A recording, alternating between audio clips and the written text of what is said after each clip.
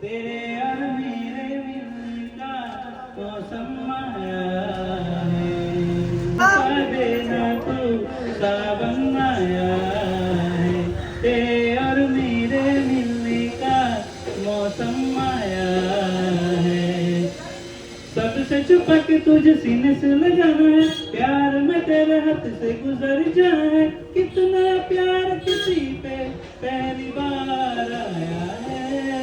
যারা যারা অর্পণের গান শুনে ওর ফ্যান হয়ে গেছো বা ওর আরো গান শুনতে চাও তারা আমার ইউটিউবে চলে যাও, ওখানে কিন্তু আমি লাইভ অনেকগুলো গানও রেখেছি। লাঞ্চের আগে আমরা নিজেদেরকে একটু বুস্ট করে নিচ্ছিলাম সেই ছোটবেলার দিনগুলোয় ফিরে গিয়ে, স্টোন পেপার সিজার কাট। তুমি যখন কাউকে ভালোবাসবে বিনিময় শুধু বেইমানি, কিন্তু এই নিঃস্বার্থ মুখগুলো তোমার এই ভালোবাসার বিনিময়ে ফিরিয়ে দেবে অমায়িক হাসি আর অনেক অনেক ভালোবাসা। এবার বলি লাঞ্চের মেনুটা কি ছিল, বিকজ আমি আর দিদি যখন খেতে বসি তখন প্রায় বিকাল 5টা। সালাড, ফ্রাইড রাইস, হোয়াইট পানির গ্রেভি, ফুলকপির রোস্ট, চিলি চিকেন, যারা চিকেন খায় না তাদের জন্য মাছ, আর তার সাথে ছিল গাজরের হালুয়া, চাটনি, পাঁপড়, মিষ্টি এবং শেষ পাতে রান্নাটুকু বাদে বাকি সবকিছু আমরা নিজে হাতে করার চেষ্টা করেছি, তাতে আলাদাই একটা মজা, তাই সবকিছু ভিডিও করতে পারিনি। দিদির জন্মদিন সিক্রেট রাখার পরও ওরা কিন্তু সবাই মিলে কিছু একটা অ্যারেঞ্জ করে দিদিকে গিফট করে। আর এখানে চলছে ভালোবাসা প্লাস মান অভিমানের পর্ব।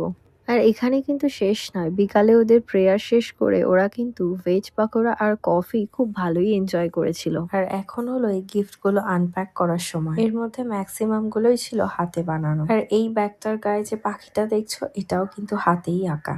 এই বোরোসিলের সেটটা দিদির একজন বান্ধবী দিদিকে গিফট করে। সব থেকে কিউট হলো এই ছোট্ট পুচকে ব্যাগটা এবং তার মধ্যে থাকা ছোট ছোট এই হোমমেড চকলেট গুলো। আবার দেখা হবে তোমাদের সাথে, আজ এইটুকুই থাক, বাই।